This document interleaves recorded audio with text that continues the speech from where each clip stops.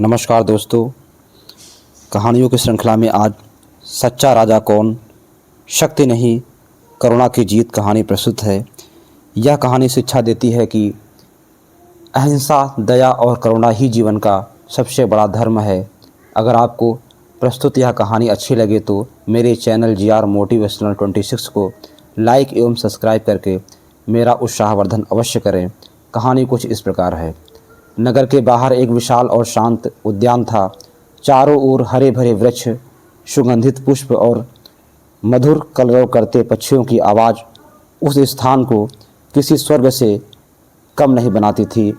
उसी उद्यान के बीचों बीच एक पुराना पीपल का वृक्ष था, जिसके नीचे एक महान साधु वर्षों से तपस्या कर रहे थे। वह साधु संसार से पूरी तरह विरक्त थे। उनके लिए ना कोई लालच था, ना कोई भय, ना कोई इच्छा। उनका जीवन केवल ध्यान, करुणा और सत्य का प्रतीक था। नगर के लोग उन्हें दूर से ही प्रणाम करते, पर वे कभी किसी से कुछ नहीं मांगते थे। उसी नगर में एक प्रतापी राजा राज्य करता था। वह वीर था, शक्तिशाली था, लेकिन उसके भीतर एक कमजोरी थी। उसे शिकार का अत्यधिक शौक था। हर सप्ताह वह अपने सैनिकों के साथ जंगलों में निकल जाता और जानवरों का शिकार करता। उसके लिए यह केवल मनोरंजन था, लेकिन वह यह नहीं जानता था कि यह किसी जीव का अंत भी है। एक दिन प्रातःकाल जब सूरज की हल्की किरणें धरती को छू रही थी, राजा अपने घोड़े पर सवार होकर उसी उद्यान की ओर निकल पड़ा। उसके साथ कुछ सैनिक भी थे, लेकिन आज वह अकेले ही अंदर तक जाना चाहता था। उद्यान में प्रवेश करते ही उसकी नज़र एक सुंदर, स्वच्छ और तेज हिरन पर पड़ी। वह हिरन शांत भाव से घास चर रहा था। उसकी आंखों में मासूमियत और स्वतंत्रता की चमक थी। राजा के भीतर का शिकारी जाग उठा। आज यह मेरा शिकार बनेगा, उसने मन ही मन कहा। उसने धीरे से धनुष उठाया, तीर चढ़ाया और निशाना साधा। उसी क्षण पास ही झाड़ियों के पीछे वही साधु ध्यान में लीन खड़े थे। उन्हें बाहरी संसार की कोई खबर नहीं थी। राजा ने बिना सोचे समझे तीर छोड़ दिया। तीर सीधा जाकर हिरन के शरीर में लगा। आह! एक धीमी करुण पुकार निकली। हिरन घबराकर इधर उधर भागा, लेकिन कुछ ही क्षणों में वह लड़खड़ाते हुए साधु के पास आकर गिर पड़ा। साधु का ध्यान टूट गया। उन्होंने अपनी आंखें खोली और सामने घायल हिरन को देखा। हिरन की सांसें तेज चल रही थीं। उसकी आंखों में दर्द और भय साफ दिख रहा था। साधु के चेहरे पर गहरी करुणा छा गई। उन्होंने तुरंत अपने हाथ हिरन के सिर पर रखे और धीरे से उसे सहलाने लगे। तभी राजा की नज़र साधु पर पड़ी। उसका चेहरा पीला पड़ गया। हे भगवान! यह तो वही महान साधु हैं और यह हिरन इनके पास। उसका दिल तेजी से धड़कने लगा। मैंने यह क्या कर दिया? उसके हाथ कांपने लगे। उसे लगा जैसे उसकी सारी शक्ति खत्म हो गई। वह घोड़े से उतरकर धीरे धीरे साधु की ओर बढ़ा। जैसे जैसे वह पास आता गया, उसका डर और बढ़ता गया। राजा साधु के पास पहुंचते ही उसके चरणों में गिर पड़ा। स्वामी, मुझे क्षमा कर दीजिए, मैंने बहुत बड़ा पाप कर दिया। उसकी आवाज़ कांप रही थी। साधु शांत थे। उनके चेहरे पर न क्रोध था, न आश्चर्य, केवल थी तो वह करुणा। उन्होंने राजा की ओर देखा, फिर घायल हिरन की ओर। हिरन अब अंतिम सांसें ले रहा था। राजा रो पड़ा। मैंने इसे मार डाला केवल अपने मनोरंजन के लिए। मैं कितना निर्दयी हूँ। साधु ने कुछ नहीं कहा। उन्होंने केवल अपनी आंखें बंद की और जैसे उस हिरन के लिए प्रार्थना करने लगे। कुछ ही क्षणों में हिरन की सांसें थम गई। वह शांत हो गया। उद्यान में अचानक एक गहरा सन्नाटा छा गया। पक्षियों की आवाज़ भी जैसे थम गई हो। राजा का सिर झुक गया। उसकी आंखों में आंसू लगातार बह रहे थे। राजा के मन में तूफान चल रहा था। मैं राजा हूँ, लोगों की रक्षा करना मेरा धर्म है, लेकिन मैं तो निर्दोष जीवों की हत्या करके हत्यारा बन गया हूँ।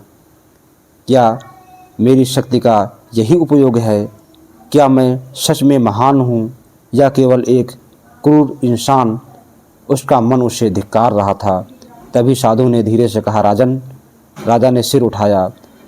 उनकी आवाज़ में न क्रोध था न कठोरता, केवल शांति थी। क्या तुम जानते हो इस हिरण की सबसे बड़ी गलती क्या थी? राजा चौंक गया। गलती इसकी? हाँ, साधु बोले, इसने तुम पर विश्वास किया कि तुम इसे नुकसान नहीं पहुंचाओगे। राजा के हृदय पर जैसे किसी ने चोट कर दी हो, वह फिर रो पड़ा। साधु ने आगे कहा, तुम राजा हो, तुम्हारा धर्म रक्षा करना है, ना कि नाश करना। जिस तरह तुम्हें जीवन प्रिय है, उसी तरह हर जीव को अपना जीवन प्रिय होता है। राजा चुप था। उसके भीतर कुछ टूट रहा था और कुछ नया जन्म ले रहा था। उद्यान में गहरा सन्नाटा छाया हुआ था। हवा भी जैसे ठहर गई थी। राजा अभी भी साधु के चरणों में बैठा था। उसकी आंखें आंसू से भर गई थीं। सामने पड़ा हिरन अब शांत हो चुका था, लेकिन उसकी निःशब्द देह राजा के हृदय में तूफान मचा रही थी। स्वामी, मैं इस पाप का प्रायश्चित कैसे करूं? राजा ने कांपती आवाज़ में पूछा। साधु ने उसकी ओर देखा, गहरी, स्थिर और करुणा से भरी दृष्टि से। राजन, पाप का प्रायश्चित केवल शब्दों से नहीं होता, कर्मों से होता है। राजा चुप हो गया। क्या मैं अपने इस अपराध को भी मिटा सकता हूँ? उसने धीमे स्वर में पूछा।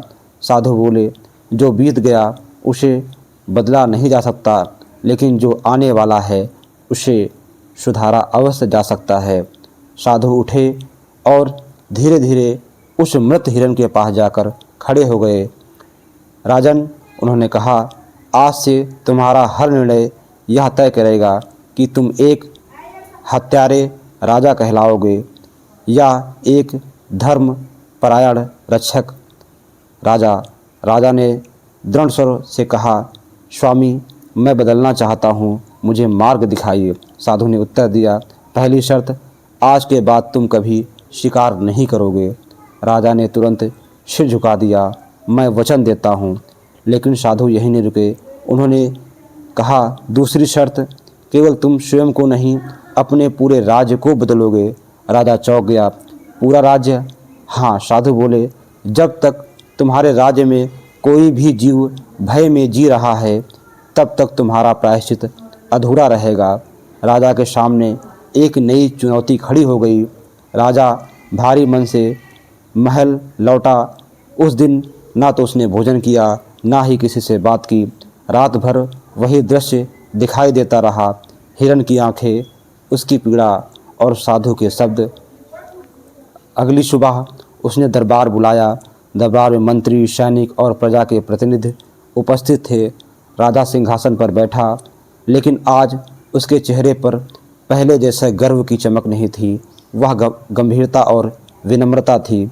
उसने घोषणा की, आज से मेरे राज्य के किसी भी जीव का शिकार पूर्णतः निषिद्ध है। दरबार में हलचल मच गई।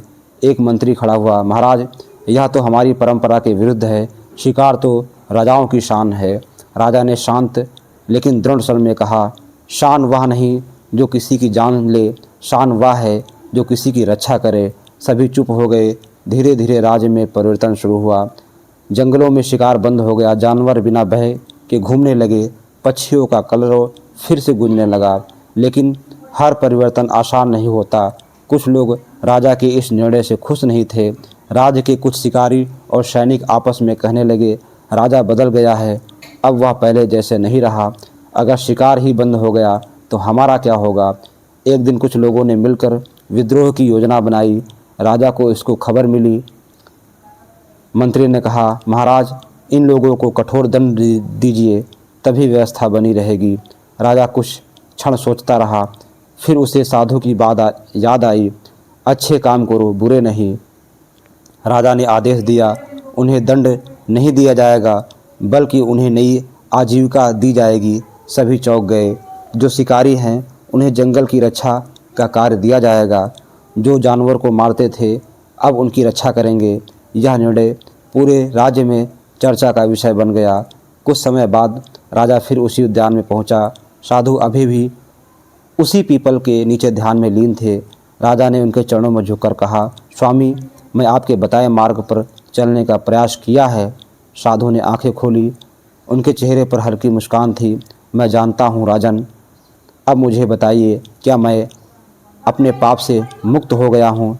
राजा ने विनम्रता से पूछा। साधु बोले, जब तक तुम्हारे हृदय में करुणा स्थायी हो जाएगी तभी सच्ची मुक्ति मिलेगी, और यह मार्ग अभी समाप्त नहीं हुआ। राजा ने पूछा, क्या अभी और भी परीक्षा बाकी है? साधु ने शांत स्वर में कहा, हाँ, सबसे कठिन परीक्षा भी बाकी है। उद्यान में खड़े राजा के मन में अब एक नया डर नहीं बल्कि एक नई जिम्मेदारी जन्म ले चुकी थी। सबसे कठिन परीक्षा। साधु के ये शब्द उसके मन में बार बार गूंज रहे थे।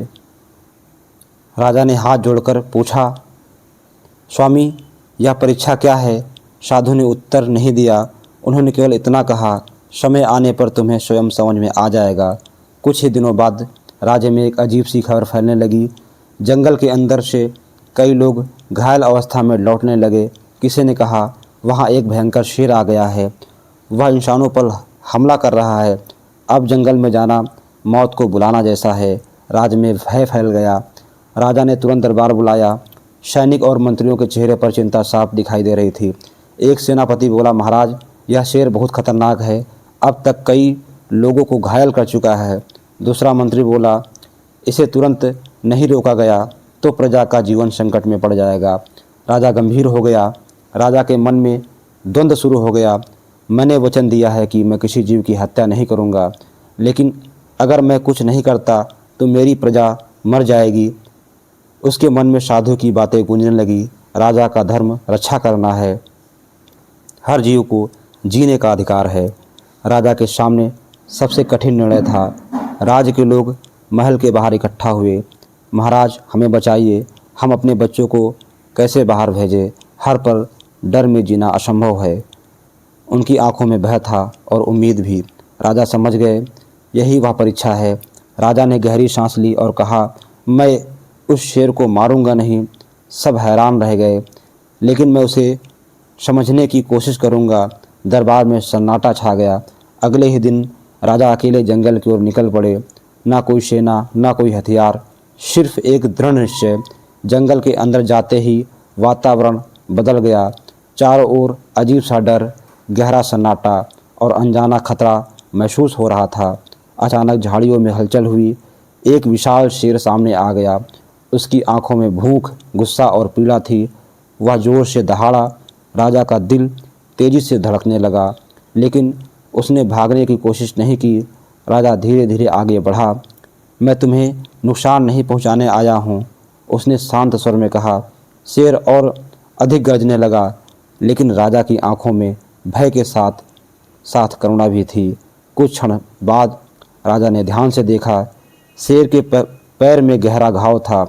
वह दर्द में था और शायद इसी कारण वह आक्रामक हो गया था। राजा समझ गया, यह क्रूर नहीं, यह पीड़ित है। राजा धीरे धीरे और पास गया। उसने अपने वस्त्र का एक टुकड़ा फाड़ा और सावधानी से शेर के घाव को साफ करने लगा। शेर पहले तो गरजा, लेकिन फिर शांत होने लगा। उसने पहली बार किसी मनुष्य से डर के बजाय राहत महसूस की। कुछ ही देर में शेर पूरी तरह शांत हो गया। वह राजा को देख रहा था, जैसे समझ रहा हो कि यह कोई साधारण इंसान नहीं। राजा ने धीरे से कहा, अब तुम सुरक्षित हो और मेरी प्रजा भी। शेर धीरे धीरे जंगल की गहराई में चला गया। राजा महल लौटा। जब लोगों को सच्चाई पता चली तो वो आश्चर्यचकित रह गए। महाराज ने शेर को मारा नहीं, उसे ठीक किया। यही तो सच्ची वीरता है। राजा के लिए सम्मान और बढ़ गया, लेकिन इस बार डर से नहीं, प्रेम से। राजा फिर साधु के पास गया। साधु मुस्कुराए। राजन, तुमने अपनी सबसे कठिन परीक्षा पास कर ली है। राजा ने विनम्रता से पूछा, क्या मैं अब सच्चे अर्थों में राजा कहलाने योग्य हूँ? साधु बोले, अब तुम केवल राजा नहीं, सच्चे रक्षक हो। राजा का जीवन पूरी तरह बदल चुका था। अब वह केवल शासक नहीं करता था, हर जीव की रक्षा करता था। उसका राज्य अब भय से नहीं करुणा और शांति से चलता था। कहानी से मुख्य ये शिक्षाएं मिलती हैं कि सच्चा बल किसी को मारने या हराने में नहीं बल्कि उसकी रक्षा करने में होता है। एक सच्चा राजा वही है जो अपनी प्रजा ही नहीं बल्कि हर जीव की रक्षा करे। राजा ने अपनी गलती मानी और उसे सुधारने का प्रयास किया। यही एक महान इंसान की पहचान है। चाहे इंसान हो या जानवर, सभी को अपना जीवन प्रिय है और उन्हें बिना कारण कष्ट देना गलत है। जब शेर का संकट आया तब राजा की सच्ची परीक्षा हुई और उसने करुणा का मार्ग चुना। राजा ने शेर को मारा नहीं बल्कि उसकी पीड़ा समझकर उसका उपचार किया। कोई भी व्यक्ति अपनी गलतियों से सीखकर बेहतर इंसान भी बन सकता है। कहानी सुनने के लिए बहुत बहुत धन्यवाद मित्रों।